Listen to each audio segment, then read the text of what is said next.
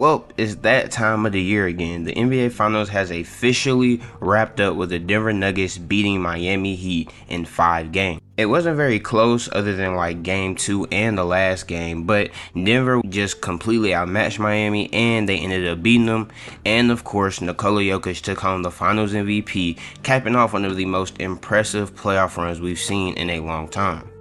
But just because the NBA Finals is over, it does not mean the NBA season is over. You see, once the Finals ends, we transition to the offseason. And one of the most important parts of the offseason is the NBA draft, which is actually taking place on the 22nd. This is a very crucial part of the offseason, as this is where teams get their core pieces that could set them up for a decade. This is how we saw teams like the Warriors get built. This is how we saw teams like the Nuggets get built. This is where Miami got Bam Adebayo. The NBA draft is a big deal, and in this draft specifically, a couple teams will get blessed, especially if you're picking 1 and 2, as the top 2 prospects in the draft this year are some of the best we've seen in a long time. And you could argue that the second one, if he was in any other draft class, he would be the undisputed #1 prospect. And these 2 prospects are none other than Victor Wembanyama and Scoot Henderson, 2 players who, as a player, they're in their own tier. Now, when it comes to Vic, many of you are probably already familiar with him, as he has some clips go viral prior to this year. But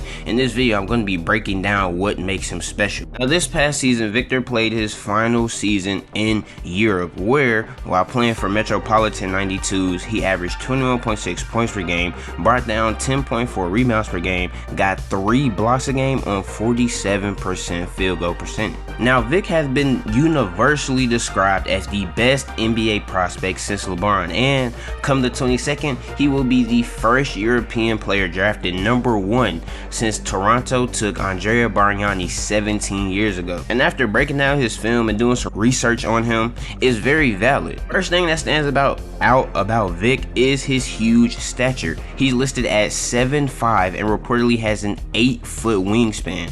He'll be the biggest player in the NBA as soon as he steps on the court, and he's not a big, goofy, lumbering big like we see players with his size. As a matter of fact, he's extremely fluid. He gets up and down the floor very quickly and is a quick leaper. He moves his feet well and is very coordinated. Now, he is skinny, but in my opinion, I think he'll gain some strength and he will mature as the years go on. But until then, he has an 8-foot wingspan, so his otherworldly reach will make up for any strength or quickness disadvantage he may have in any matchup he'll face. Now, I'm sure some of you guys are wondering what makes Vic so special. Where does all the hype from Vic come from? And for me, it comes on the defensive side of the ball, where he undoubtedly has his biggest impact on the court. Vic is a generational rim protector thanks to his length and his phenomenal timing. He gets a bunch of blocks by just simply sticking his hands up in the air because he's so much taller and bigger than most of the people he's contesting. He also has good feet that allows him to stick with ball handlers on the perimeter, and his length allows him to bother jump shooters constantly. Another impressive thing about Vic is he already has a good knack for controlling the pick and roll as a defender, and he has good instincts when it comes to playing angles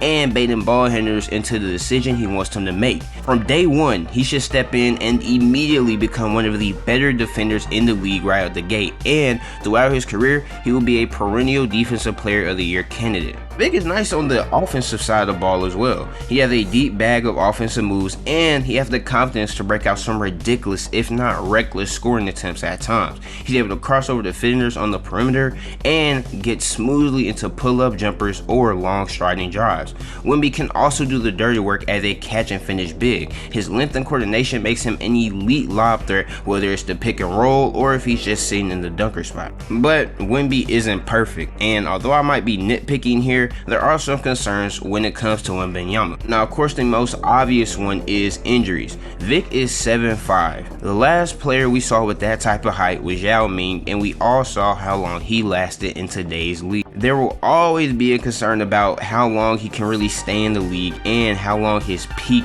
will be due to him just being so big. Now, he doesn't have a history of significant injuries. I mean, he's had little nick and knack injuries here and there, but there's always going to be the fear that something could be coming like was seen with other players of that size. Now when it comes to his game, he has some refining to do in my opinion on the offensive side of the ball. His shot selection can be questionable at times, and like I said, sometimes he gets a little bit reckless. Also, he plays a little too fast and loose at times, and this makes him prone to mistakes. His handle is also a little sloppy, but that isn't really that surprising given his size, but that don't mean he'll have to at least pay some extra attention to refining that in the offseason if he's going to be on the perimeter. But Vic is an amazing player regardless of all of this stuff. I mean, of course there's some stuff you can nitpick about his game because he's not perfect. I mean, no prospect is, but all the hype behind Victor is very warranted, and after watching this film, I can tell you he is the best prospect since LeBron. With that being said, his number 2 isn't that far off from him.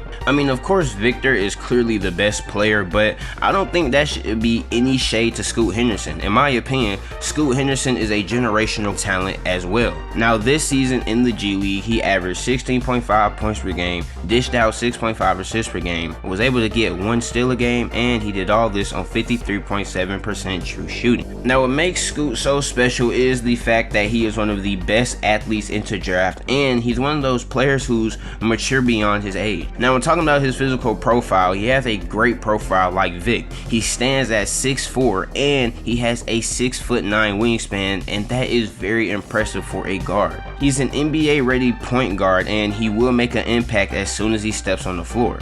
Henderson is also incredibly explosive. He's one of the better athletes in this class, which is saying a lot considering the other athletes that are in this class like Amen Thompson, Cam Whitmore, and Ausar Thompson. What makes him so special is the unique combination of speed and explosiveness that makes him a menace in the transition.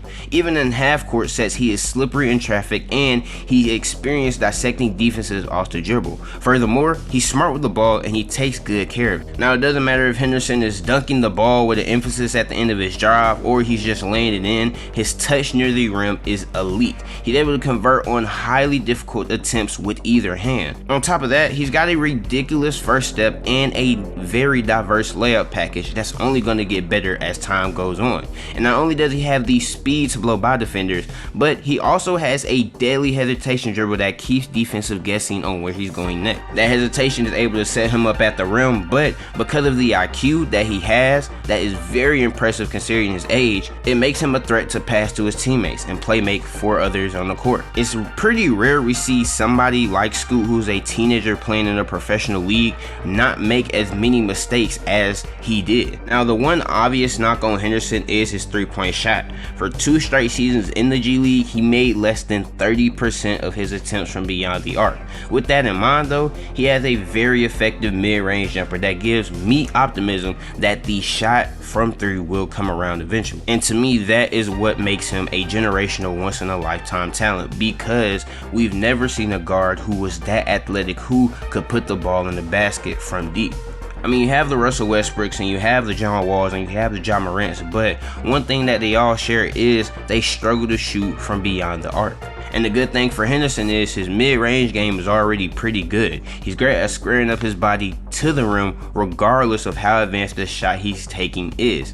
As such, he's an elite scorer in the paint and in the mid-range area, but like I said, he'll need to improve drastically from deep to round out his offensive game. Now, when it comes to defense, Henderson is pesky, but he's undisciplined at times. He's definitely have some work to do on that end, especially when it comes to limiting fouls.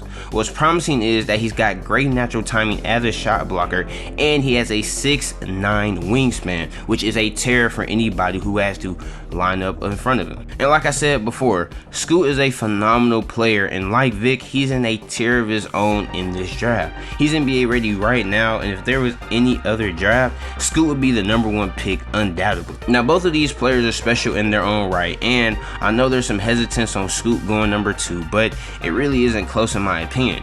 The first team and the second team in the draft should take these two. They are the best players in the draft, and they feature the highest upside. Now, later on, I will come out with some videos explaining the other potential stars and all-stars in this draft, but that's all I have for right now. If you enjoyed the video and you like what you heard, leave a comment and leave a like, and if you disagree, let me know how you feel in the comments. But that's all I have now, and until next time, peace.